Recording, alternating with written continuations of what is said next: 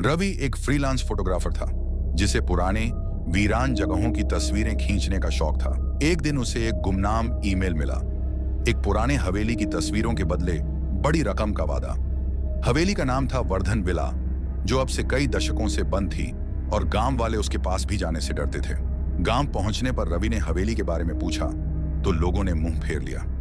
एक बूढ़ी औरत ने सिर्फ इतना कहा, वो हवेली नहीं, एक भूल भुलैया है जहां जाने वाला वापस नहीं आता, और अगर आए तो वो नहीं रहता। रवि ने डर को नजरअंदाज किया और अगली सुबह कैमरा लेकर हवेली की तरफ निकल पड़ा। हवेली बाहर से टूटी फूटी जरूर थी, मगर अंदर अजीब तरह की चमक थी, जैसे किसी ने हाल ही में सफाई की हो। दीवारों पर पुरानी पेंटिंग्स थीं, पर हर चेहरे की आंखें सीधी रवि को देख रही थीं। वो हर कमरे की तस्वीरें लेता गया। कमरों के दरवाजों पर गिनती लिखी थी, 1 से 12 तक, लेकिन फिर उसे एक दरवाजा मिला जिस पर कुछ भी नहीं लिखा था। जिज्ञासावश उसने वो दरवाजा खोला। कमरा बिल्कुल काला था, लेकिन जैसे ही वो अंदर गया, दरवाजा तेज आवाज के साथ बंद हो गया। फिर बत्ती जली। कमरे की दीवारों पर तस्वीरें थीं, उसकी खुद की तस्वीरें। एक में वो हवेली में घुसते हुए, दूसरी में सीढ़ियां चढ़ते हुए, तीसरी में इस कमरे में खड़ा हुआ।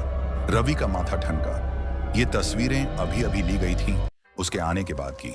वो जैसे ही बाहर भागने को पलटा, सामने उसकी एक और परछाई खड़ी थी, बिल्कुल उसकी तरह दिखती, लेकिन आंखें गहरी काली और मुस्कान अजीब। अब मेरी बारी है बाहर जाने की, उस परछाई ने कहा। फिर सब अंधेरा हो गया। अगली सुबह गांव वालों ने देखा, रवि हवेली से बाहर आ रहा था, शांत, मुस्कुराता हुआ। पर अब वो रवि नहीं था। वो अब उन लोगों में एक था जो 13वें कमरे से बाहर निकलते हैं, जो अब दूसरों को बुलाते हैं, उस कमरे में जो कभी नहीं खुलना चाहिए था।